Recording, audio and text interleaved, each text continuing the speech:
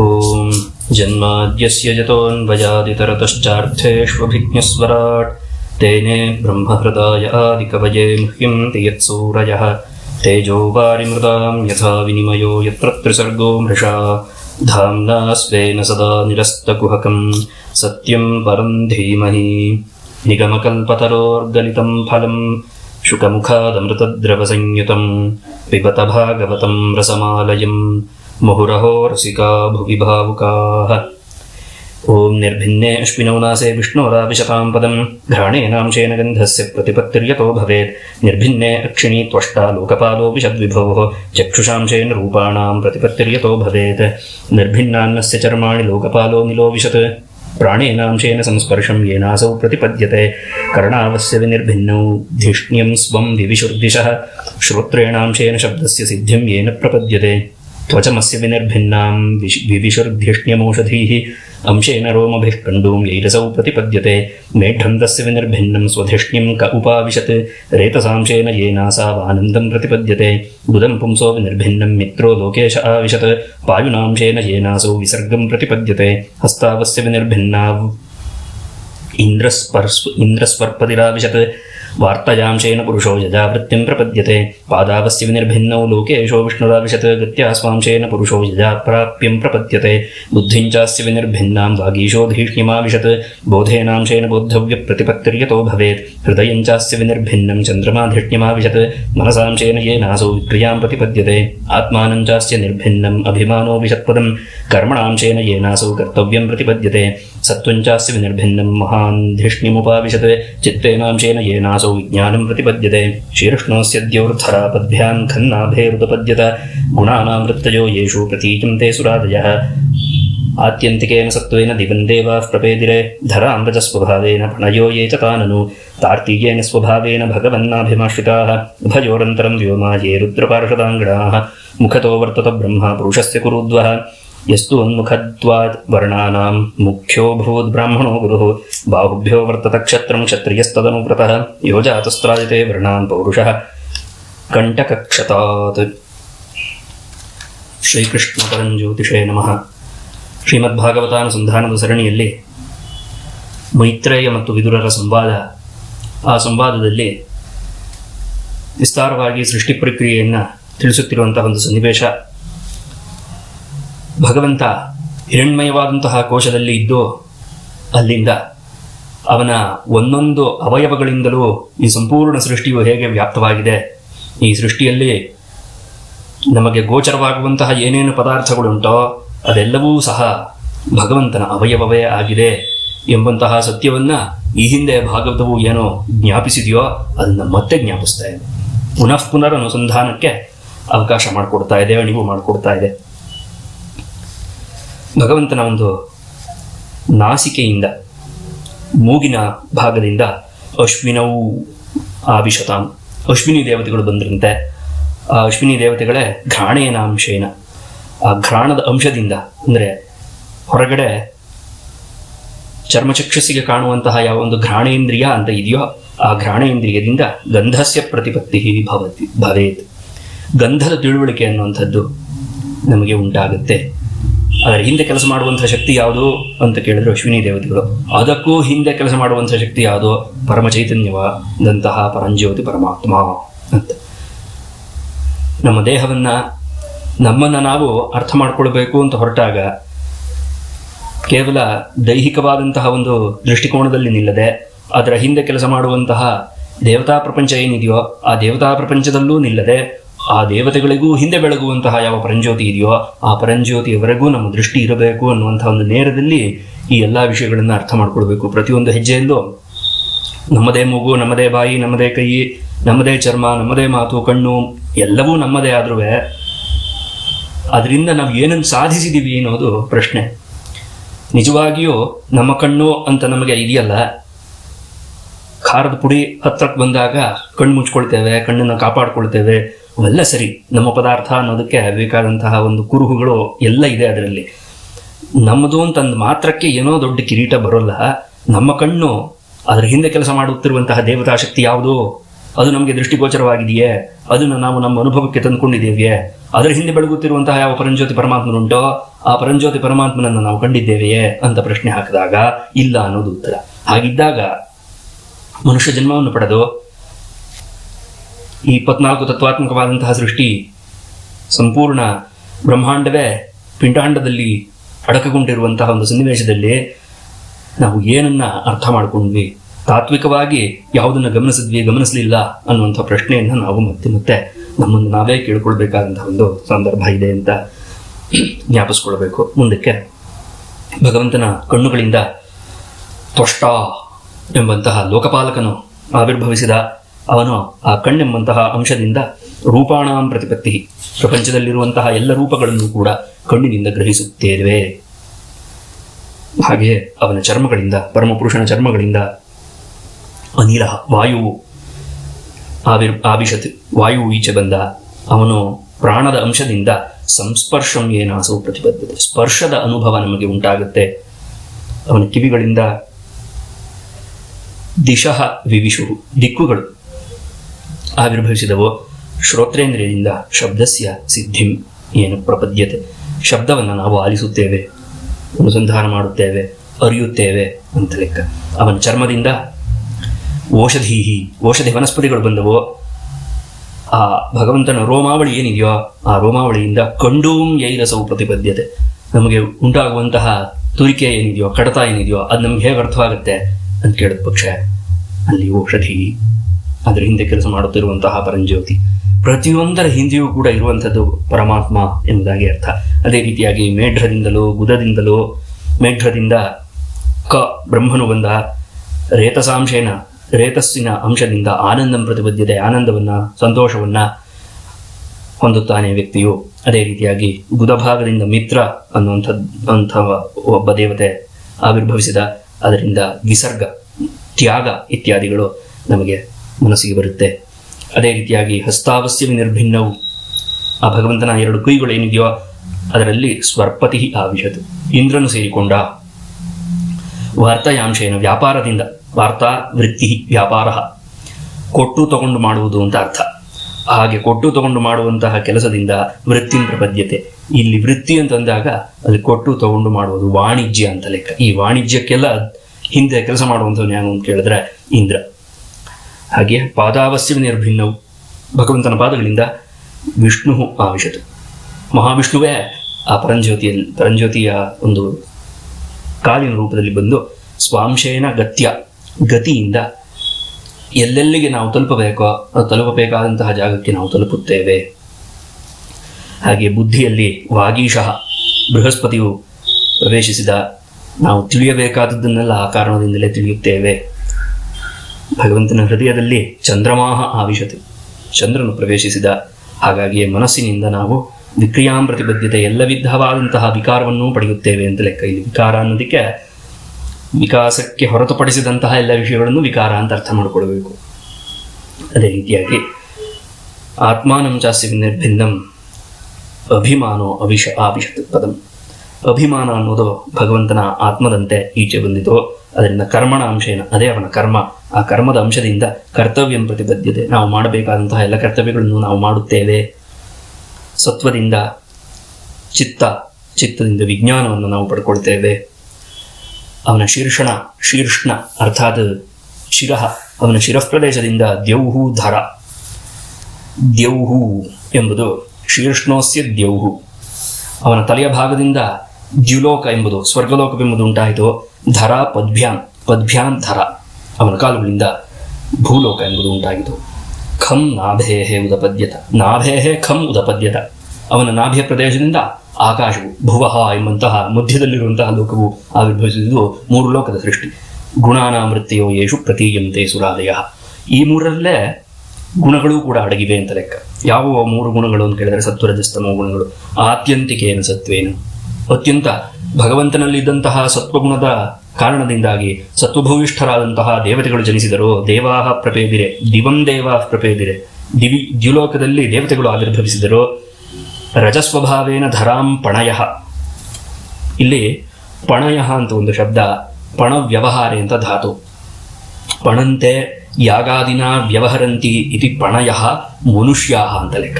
ಪಣಯ ಅಂತಂದ್ರೆ ಮನುಷ್ಯರು ಅಂತ. ಮನುಷ್ಯರು ರಜಸ್ಸಿನ ಸ್ವಭಾವದಿಂದಾಗಿ ಧರಾಂ ವಿವಿಷುಹು ಭೂಮಿಯನ್ನ ಸೇರಿಕೊಂಡಿರುವಂತ ಲೆಕ್ಕ. ಹಾಗಾಗಿ ಮನುಷ್ಯರ ಸ್ಥಾನ ಭೂಮಿ, ದೇವತೆಗಳ ಸ್ಥಾನ ಆಕಾಶ.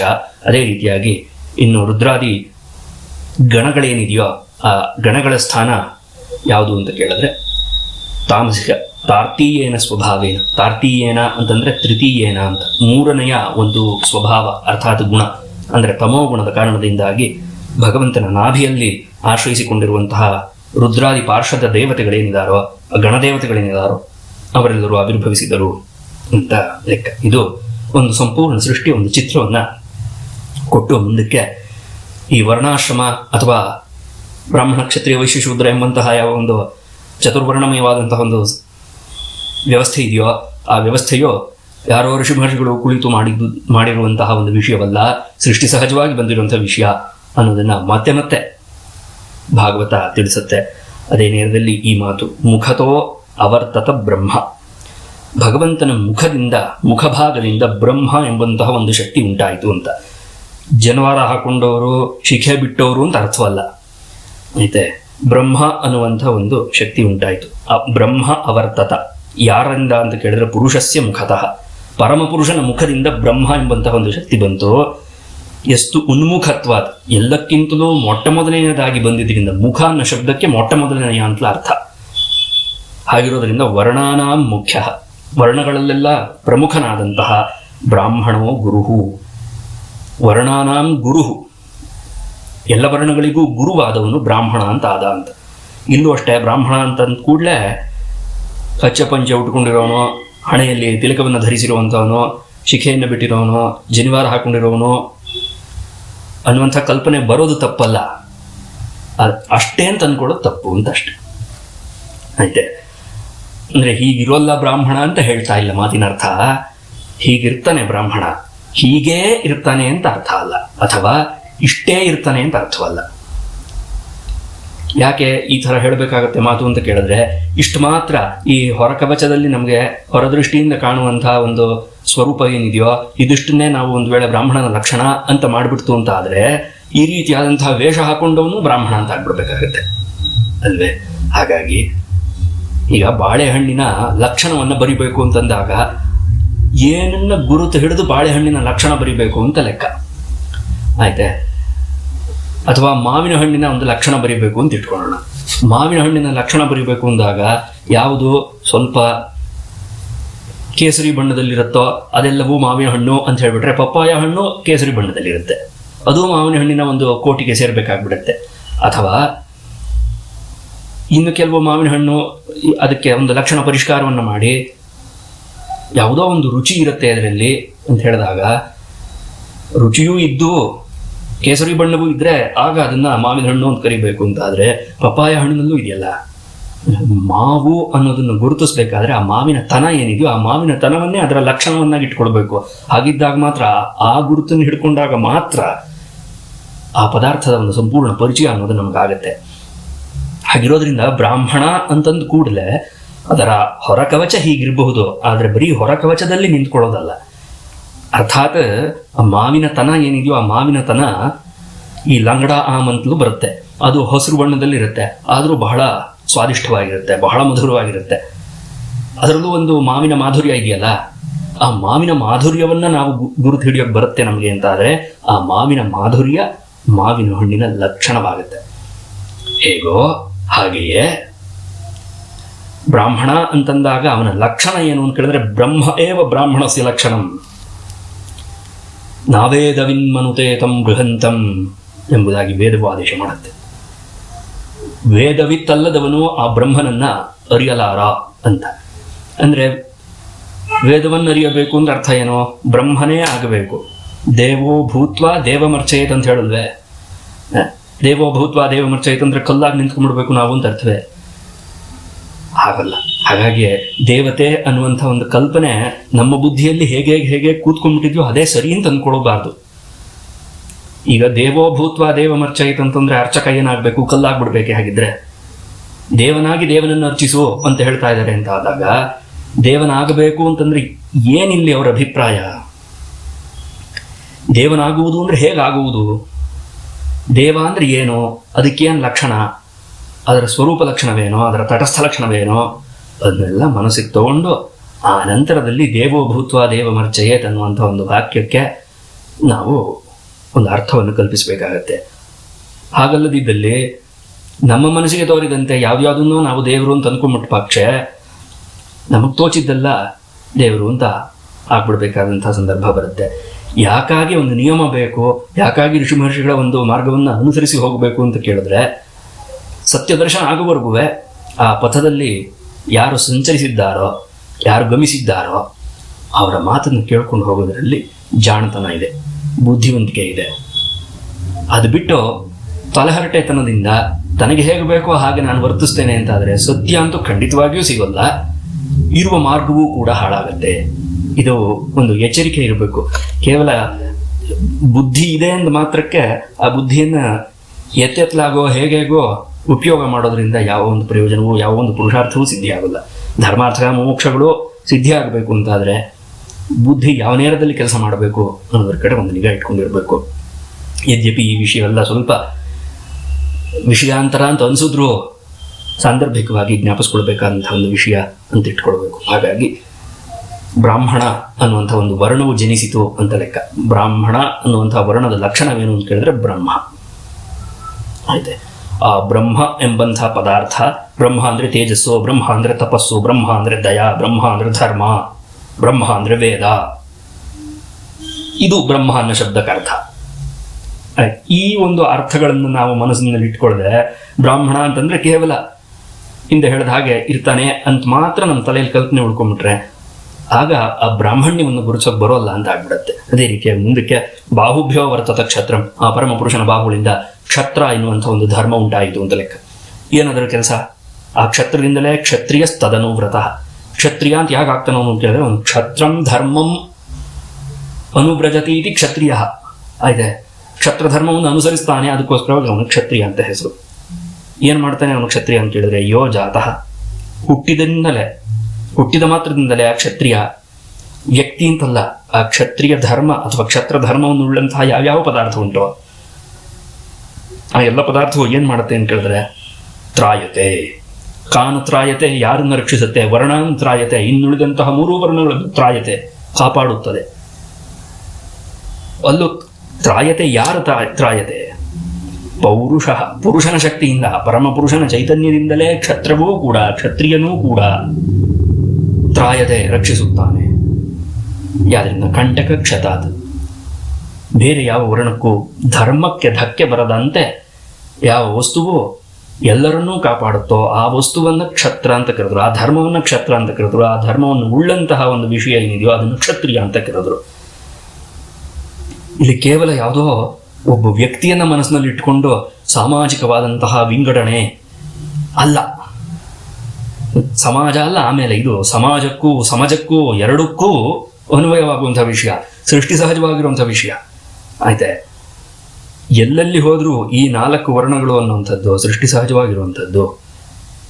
ಅದನ್ನು ಭಾಗವತ ಎಷ್ಟು ಸಾಧ್ಯವೋ ಅಷ್ಟು ಸುಲಭವಾದಂತಹ ಒಂದು ಭಾಷೆಯಲ್ಲಿ ನಮ್ಮಂತಹ ಪಾಮರರಿಗೋ ಅತಿ ಪಾಮರರಿಗೋ ಮೂರ್ಖರಿಗೋ ಮೂರ್ಖ ಶಿರೋಮಣಿಗಳಿಗೋ ಬುದ್ಧಿಜೀವಿಗಳು ಅಂತ ಅಂದ್ಕೊಂಡಿರೋರಿಗೋ ಎಲ್ಲರಿಗೂ ಅರ್ಥವಾಗುವಂತೆ ತಿಳಿಸುವಂಥ ಒಂದು ಪ್ರಯತ್ನ ಭಾಗವತ ಮಾಡಿದೆ. ಇದೆಲ್ಲವೂ ಕೂಡ ಭಾಗವತದ ಒಂದು ಮುಖ್ಯವಾದ ಕೊಡುಗೆ. ಭಗವಂತ, ಕೇವಲ ಭಗವಂತನ ಕಥೆ ಮಾತ್ರ ಕೇಳಬೇಕು ಅಂತಂದರೆ ಹೌದು ಕೇಳಬೇಕು. ಈ ಎಲ್ಲ ವಿಷಯವೂ ಯಾಕೆ ಬೇಕು ನಮಗೆ? ಕೇವಲ ಭಗವಂತನ ವಿಷಯ ಮಾತ್ರ ಸಾಕು ಅಂದರೆ ಹೌದಪ್ಪ, ಭಗವಂತನ ವಿಷಯ ಮಾತ್ರ ಸಾಕು. ಆದರೆ ಈ ರೀತಿಯಾದಂತಹ ಒಂದು ಕುತರ್ಕ ಬುದ್ಧಿಯಲ್ಲಿ ಆಡಕ್ಕೆ ಶುರು ಮಾಡಿದಾಗ ಬುದ್ಧಿಯಲ್ಲಿ ಒಂದು ತುಮುಲ ಹೇಳುತ್ತಲ್ಲ, ಆ ತುಮುಲವನ್ನು ಸಮಾಧಾನ ಪಡಿಸ್ಕೊಳ್ಳದೆ ಹೋದ ಪಕ್ಷ ಭಗವಂತನ ಮೇಲೆ ಇದ್ದಂತಹ ರತಿಯೋ ಭಕ್ತಿಯೂ ಕೂಡ ಕ್ಷೀಣವಾಗಿ ಹೋದರೆ ಏನು ಮಾಡೋದು? ಹಾಗಾಗಿ ಭಗವಂತನಲ್ಲಿ ದೃಢಭೂಮಿ ಪ್ರಾಪ್ತ್ಯರ್ಥಂ ಒಂದು ದಾರ್ಢ್ಯ ಬರಬೇಕು ಅಂತಾದರೆ ಸುತ್ತ ಬೇಲಿ ಹಾಕೋಬೇಕಾಗತ್ತೆ. ಆ ಬೇಲಿ ಹಾಕೊಳ್ಳೋ ಕೆಲಸ ಈ ರೀತಿಯಾದಂತಹ ಶಾಸ್ತ್ರಗಳು ಮಾಡುತ್ತೆ. ಹಾಗಾಗಿ ಸರ್ವಶಾಸ್ತ್ರದ ಮರ್ಮವೂ ಕೂಡ ಭಾಗವತದಲ್ಲಿ ಅಡಕವಾಗಿದೆ ಅಂತ ಯಾಕೆ ಹೇಳ್ತಾರೆ ಅಂದರೆ ಈ ಕಾರಣದಿಂದಲೇ. ಅಬದ್ಧವಾದ ಅಸಂಬದ್ಧವಾದ ಏನೇನೋ ಮಾತುಕತೆಗಳು ಭಾರತೀಯ ಸಂಸ್ಕೃತಿಯ ಬಗ್ಗೆ ಲೋಕದಲ್ಲಿ ನಡ್ಕೊಂಡು ಬಂದ್ಬಿಟ್ಟಿದೆ. ಅದು ದುರಂತ, ಅದು ಏನು ಮಾಡೋಕ್ಕಾಗಲ್ಲ. ಅದು ನಮ್ಮ ಕಿವಿಗಳಿಗೆ ಬೀಳುತ್ತೆ, ಇದು ವಿಷಯ ಬೀಳುತ್ತೆ. ಯಾವುದು ಸತ್ಯ ಯಾವುದು ಅಸತ್ಯ ಅಂತ ಅರ್ಥ ಮಾಡ್ಕೊಳ್ಬೇಕು ಅಂತಂದಾಗ ಭಗವದ್ ವಿಷಯ ಏನಾದರೂ ಒಂದು ಎತ್ಕಿಂಚಿತ್ತಾದರೂ ಆ ಜ್ಯೋತಿ ಒಳಗಡೆ ಬೆಳಗ್ತಾ ಇದೆ ಅಂತಾದರೆ ಅದಕ್ಕೆ ಏನು ಧಕ್ಕೆ ಬಾರದಂತೆ, ಆ ಪರಮಾತ್ಮ ಪರಂಜ್ಯೋತಿಯೋ ನಮ್ಮಿಂದ ಕಣ್ಮರೆ ಆಗದಂತೆ ಈ ಎಲ್ಲ ಬುದ್ಧಿ ಕುತರ್ಕಗಳು ಇದರಿಂದೆಲ್ಲ ನಾವು ಎಚ್ಚರಿಕೆಯಿಂದ ಇರಬೇಕು ಅನ್ನುವಂಥ ಒಂದು ನೇರದಲ್ಲೇ ಇಷ್ಟೆಲ್ಲ ಒತ್ತಾಯಪೂರ್ವಕವಾಗಿ ಈ ವಿಚಾರಗಳನ್ನು ಅನುಸಂಧಾನ ಮಾಡಬೇಕು ಅಂತ ಒಂದು ಮನಸ್ಸಿನಲ್ಲಿ ಈ ವಿಷಯಗಳನ್ನು ಕೇಳಬೇಕು. ಇದೇ ರೀತಿಯಾಗಿ ಮುಂದಕ್ಕೆ ಮೈತ್ರೇಯರು ವಿದುರನಿಗೆ ಇನ್ನೂ ವಿಸ್ತಾರವಾಗಿ ಸೃಷ್ಟಿ ಪ್ರಕ್ರಿಯೆಯನ್ನು ತಿಳಿಸ್ಕೊಡ್ತಾರೆ. ಆ ಕಥಾಭಾಗವನ್ನು ನಾಳೆ ದಿವಸ ಅನುಸಂಧಾನ ಮಾಡೋಣ. ಧನ್ಯವಾದಗಳು. ಶ್ರೀಕೃಷ್ಣ ಅರ್ಪಣಮಸ್ತು.